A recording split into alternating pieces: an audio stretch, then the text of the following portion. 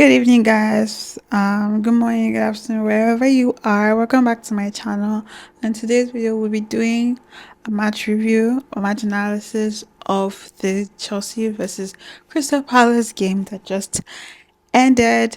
And I'm just going to try to do things differently from now on. So in this video, I'm going to ask question or ask a video question. So it to cause engagement so that you comment down below in case you want to comment but you don't know what to comment about, and also for people that will actually not watch the video to the end. So my question today is for Poch, directly to Poch. The other questions I could ask, but this one is strictly for Poch. Why does he like to play players out of position? No, out of position. Like, why? Why does Poch like to play players out of position? Because today is like he did not know which player fits for which role. And maybe because we won today, some people will let it slide, but I'm not gonna let it slide. So we're going to get into it. So the usual 5 things we use to analyze match: the lineup, first 15 minutes of the first and second half, subs, goals, likes, my likes and dislikes of the match. So obviously, right off the bat, we're going to the lineup, which I will have on the screen. I just Petrovic in goal, Gusto, Diassi, Badiashile, Cowell. When I saw it, I was like, is it back four or a back three? Because he fielded like 3 center backs. And even though like those 3 center backs could either play as a right back or a left back, yes, he fielded people who actually played those roles. So that's how I was like, could it be a back three? And then Gusto and Matson would be like the wingers, or is he like playing a back four? And I don't know who is the midfield pairing. Was it gonna be Badiashile and Diassi, or was it going to be Badiashile and Cowell? But as we know, when they started the game, it was Badiashile and Diassi that were the centre back pairing, with Gusto as right back and Cowell as left back. Right? Okay. Then in the midfield we had Gallagher and Caicedo. Then in the attack we had Martin as a right winger, Modric as left winger. Nkunku was in the middle behind Jackson. Jackson was the striker up front. That was how we set up. That was a 4-2-3-1 formation, right? But it was just a bit confusing. And don't worry, when he made subs, he even made it more confusing. And I just feel like there are people he took off I didn't expect him to take off, and I didn't just understand his thought process. Yeah, he brought Madueke in, and like he's the one that scored penalty and we won, but like truth be told, we didn't really do anything in this game because Abala didn't just take their chance. They had most of the ball, had more chances. We might have had the better chances, but they had more chances. If they were half a decent team, which I think they are, maybe they're just unlucky today. That's why they didn't score what or score Chelsea. So don't know. His in-game Poch's in-game management is terrible, terrible. I'll tell you that for free. Then the first 15 minutes of the first and second half were very identical. To be honest, we were playing slow. I was bored. Like I was even dozing off at the end of the first half and the beginning of the second half because it was just boring. We're not slow. We're always passing back. Like there wasn't one time Kuku passed it to Jackson. Yeah, it's just you and two defenders. Like you can try to go or something. He passed it back, and because Nkuku was not expecting him to pass it back, Nkuku missed it, and then like obviously Christopher got the ball and went to like do a counter or like an attack. So it was just weird. Like it's as if they were tired but not tired. They were sluggish. Crystal Palace was more physical than Chelsea in this match because you could see that we're always falling down, and this which is weird because like the referee was not interested in like the tackles. Like he just wanted the game to keep playing because a lot of the times some of the tackles that Crystal Palace did, it was another ref, maybe he would have been blowing it and stopping the matches or whatever, or yeah, he would have given more yellow cards than he gave. So the referee was lenient and also maybe biased in that area because when Chelsea now attacked or tried to attack, obviously like spooked or something. But yeah, same thing with the second half. To be honest, like Crystal Palace were on the front foot. Loved the game. I don't know if I can quickly check the possession or the stats.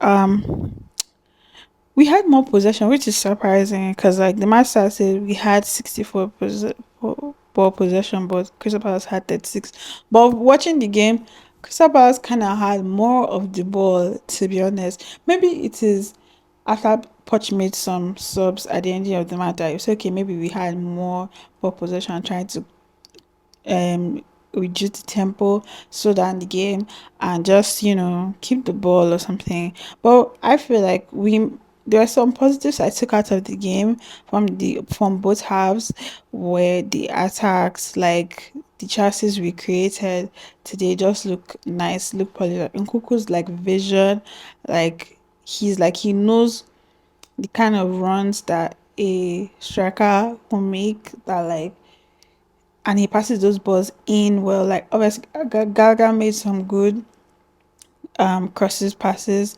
to put the striker in. Like Jackson, the one he missed in the 71st minute. God, you can be unlucky, but like that miss before he scored the goal that got cancelled. Wow, speechless. I'm never going to address it. Just outright speechless. Like I was not even surprised. Like when I saw it, I just shook my head. Like man, we need to do better as a club. We need to do better. But I also want to. A part of me wants to give him a chance to see how far he comes. Like give him a year. Obviously, he's going to get this year. Like give him like 2.5 years before I'll finally say get him out of my club. I don't want him. And like I feel like he has a positive mindset to like keep trying, even though sometimes he fails. He keeps trying. Like that's why, as much as I don't like Modric and Jackson, I can't tolerate them just because of their efforts, right? But yeah, Poch was just annoying, and the subs he made today, he took he took he took Colwell off and brought on Silva, took Matson off and brought on Lavia, he took off on Coco and Modric and brought on Madueke and Broja, right? He made one last one where he removed Badiashile, which I felt like was 20 minutes too long. Badiashile should have come up like first instead of Kobe, because Badiashile was having a tougher game than Cowell. But that I feel is not even the reason why he even took Cowell off, because when he took Cowell off, Savannah became the center back pairing with Badiashile, and then Gusto went to left back. Diasi went to right back. I was like, sorry. Then Nkunku now went to right winger. He now put Gusto on the left. And then Gaga was now number 10. I was just like, sorry. Obviously, I feel like because of the fresh legs we brought in, we became faster in attacking. And I feel like Crystal Palace could not keep up with our subs. And I guess that's why people cannot feel bad for Chelsea, because even with all the something went wrong. Please try again. Even with all the injuries we have, we are able to still field good enough players.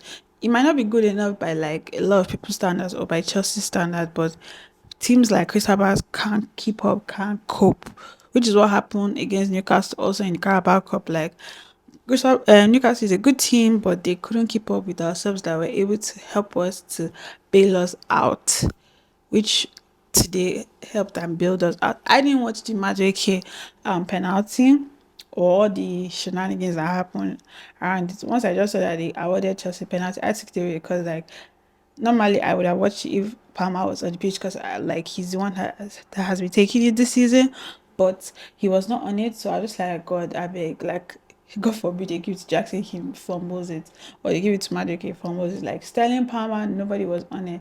Like yeah, and I don't think Jackson would have wanted to take it just because of maybe his confidence is not at the best point. And obviously, like someone like Modric too is out, Enzo too is not playing. So Who was it gonna be? Like, it's fair that it's Madueke that took it. Fair play to him. He scored.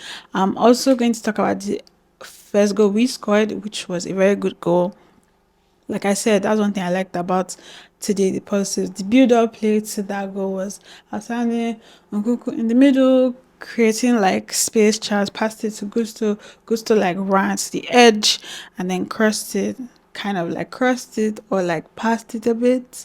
And then Mujik was waiting there, tapped it in, goal. Even though Mujik could have scored one of that goal like that, but it wasn't meant to be. But yeah, happy he scored. It's good for his confidence if he keeps scoring. Like, he will feel better playing. And I played that Poch will play him in the next game, not start him on the bench or something. I don't know. That's just my own. Like, Poch is just like, he's underwhelming, yet like I have to support a manager because I just feel like we can't keep chopping and changing. That's why I am kind of me. I might be Poch out to an extent, but I am ready to give Poch to the end of the season just to see where we're going and also just to see what we do in the January transfer window. Even though I also feel like I don't like us always going to the transfer window because we're acting like a sports child, just spending money, spending money, spending money, spending money, and like we are not getting it right. So like I rather love us not even spend at all, and it will come at a cost of selling the good players that people actually want to buy just because we have to keep up FFP because there's no Europe and all of that thing. That's why I'm also not against the Super League because that can keep us balanced in the book because I know we'll definitely qualify for that. But we'll see. Like I said, my likes and positives of the match, like I said, was the attack and the build up, and the good players that stood out today for me was Gusto for sure. Nkunku had a good game. Modric also had a good game. I feel like Martin was a good enough shout. Was a good enough shout for me. Yeah, Gusto, Modric, Nkunku and Petrovic also because he made good saves to keep us in the game. So those are my four like players that had a good shot, and I saw that Gusto got man of the match, rightfully so. He gives off like James vibes. Obviously not the same, but like the quality is not far off from James, so like that's a good thing. My dislikes obviously is parts like in game management, the subs he made, like how he rearranged, putting the wrong people in the wrong places, as if either the person in charge or him. I don't want to say they don't have common sense, but like they don't have common sense. I don't know what they're thinking. Like, maybe I would like to challenge Poch to play players in their right position and see if it can work. Or maybe someone in his pre-match press conference ask him that, like, why do you play players out of position? Out of position. God, I don't know. I still keep saying possession. Why do you keep playing players out of position? Why? Why? Sure. I've come to the end of the video. Please follow me on Instagram. I'll have it linked in the description below. Follow me on TikTok and all of that. And obviously subscribe, like, share, subscribe to my YouTube channel.